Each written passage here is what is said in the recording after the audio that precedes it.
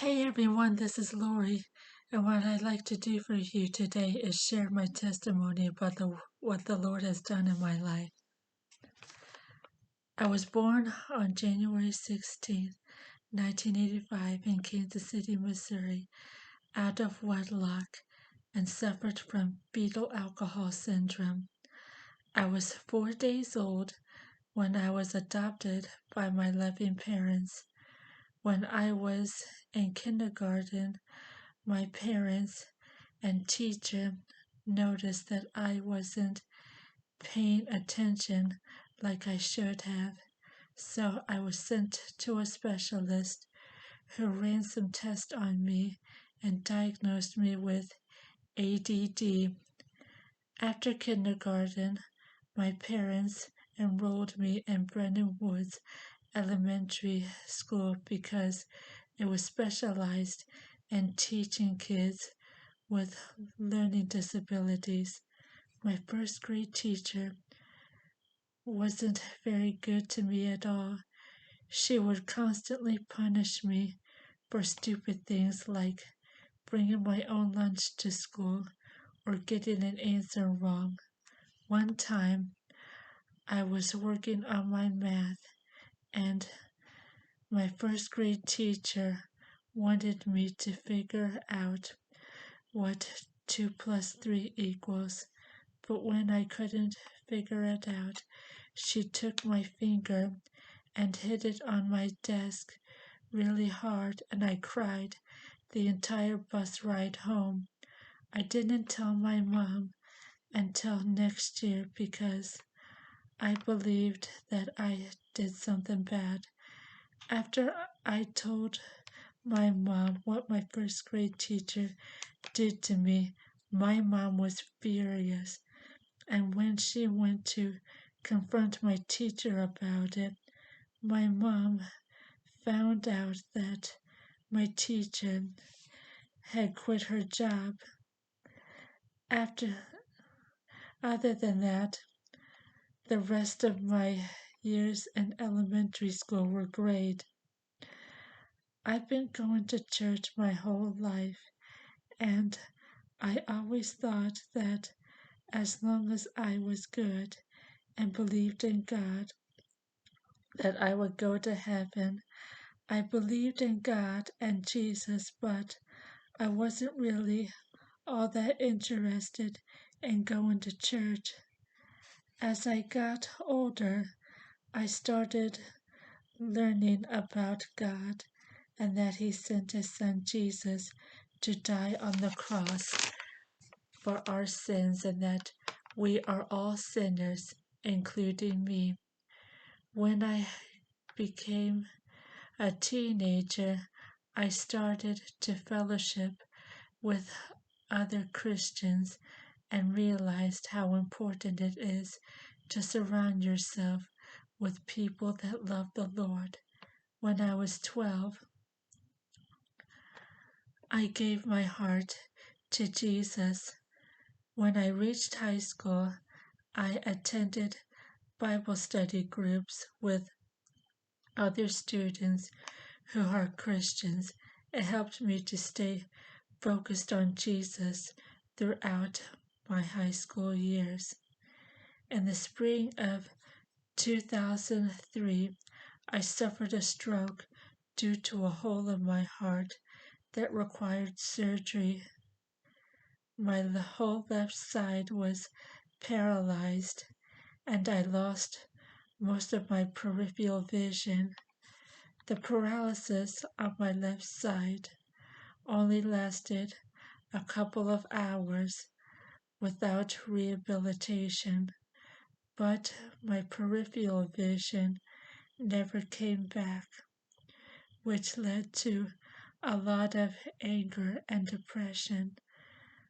My mom and I talked about it, and she reminded me that there are a lot of people in situations far worse than mine. After some time, I started to come around, and God gave me the strength to get through it. Later that year, I experienced pain and stiffness and flare-ups throughout my body. One morning, I had a flare-up in my back and was admitted to the hospital where I was diagnosed with rheumatoid arthritis. I was worried that this disease would cripple me for life, but my arthritis doctor placed me on medication and said that my prognosis is excellent. In 2015, I was at my regular Sunday church service. After the service was over, I walked out of there and I wasn't feeling like myself. I thought it was just the flu, so I stayed in bed until it gradually got to the point where I could barely walk. My mom drove me to the hospital, and after I had an MRI and a spinal tap, I was diagnosed with relapsing remitting multiple sclerosis. I wasn't able to walk around without assistance, so the hospital gave me a walker to use, but I absolutely hated it because it made me feel like a crippled person and less of an athlete. I was being treated with steroids, and my mom started having me do some leg exercises, and I was already starting to make progress. When it was time for me to go to rehab, the therapist asked me if I wanted inpatient or outpatient therapy.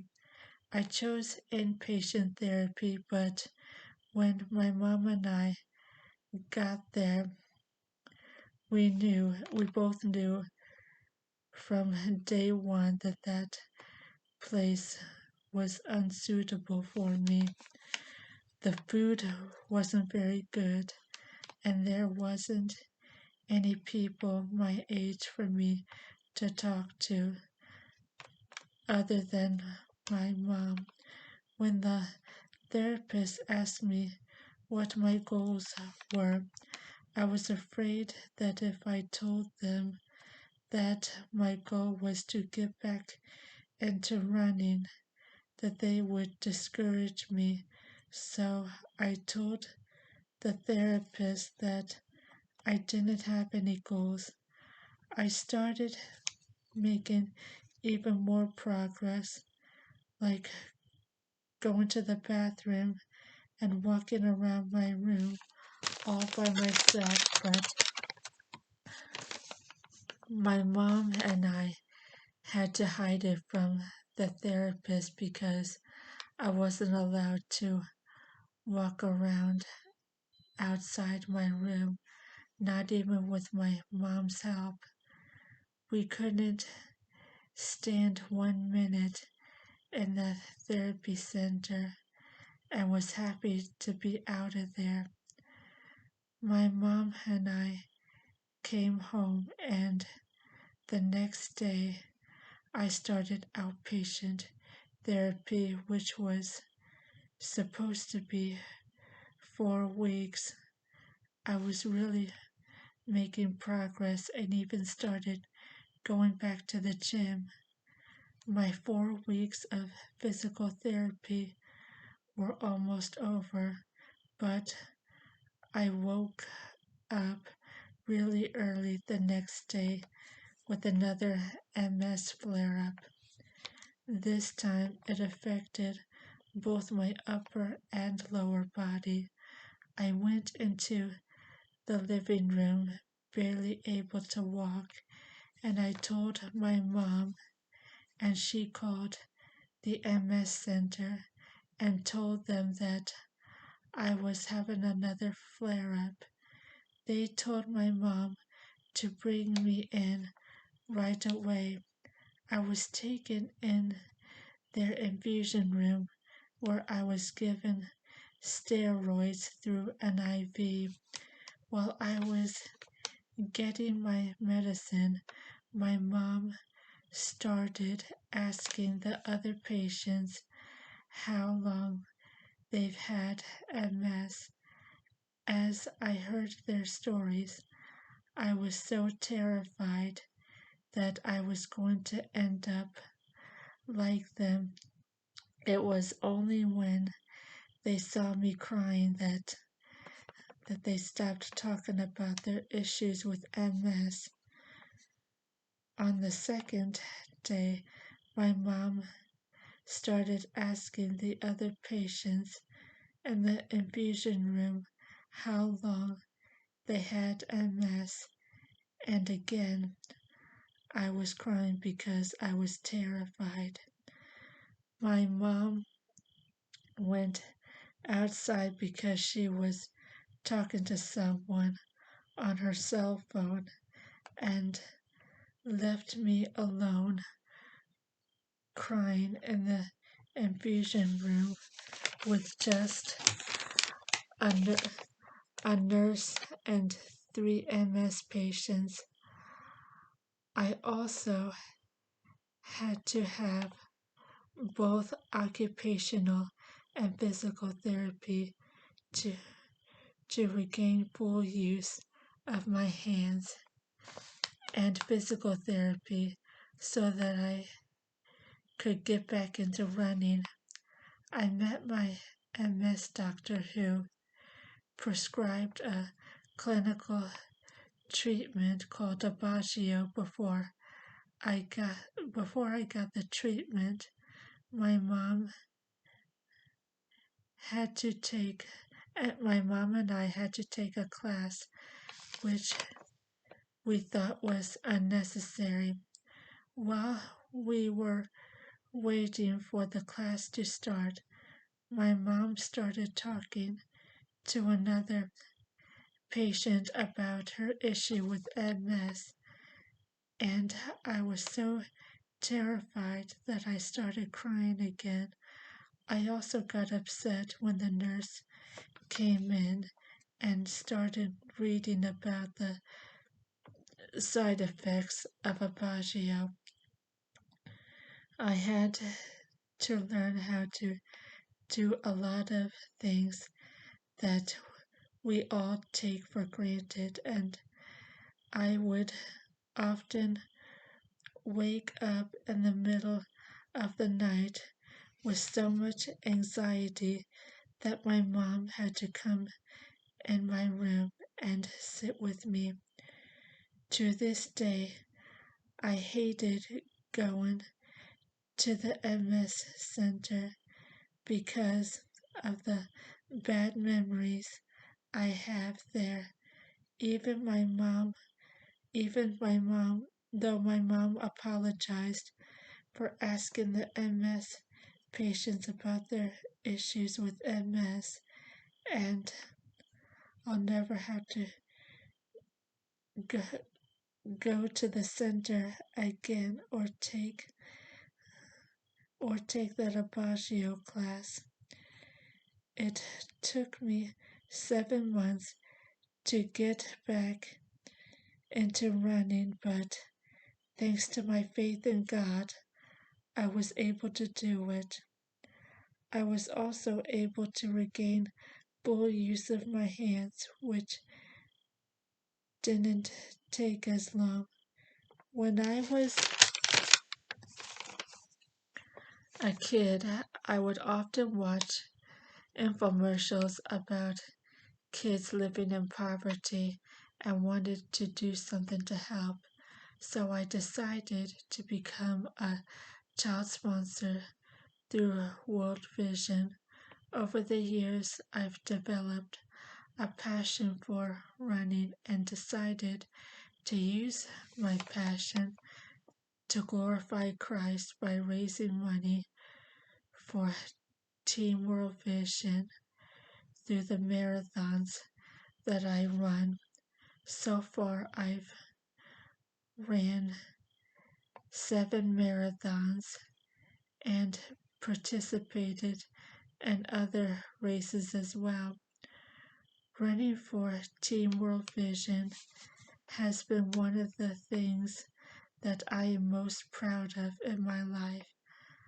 I have 3 athletic goals that I want to accomplish. I want to run the Boston Marathon, the TCS New York City Marathon, and eventually complete an Ironman triathlon. How do a lot of people get through tough times without turning to Jesus? I don't know, but I do know that Jesus will get you through the worst times of your life.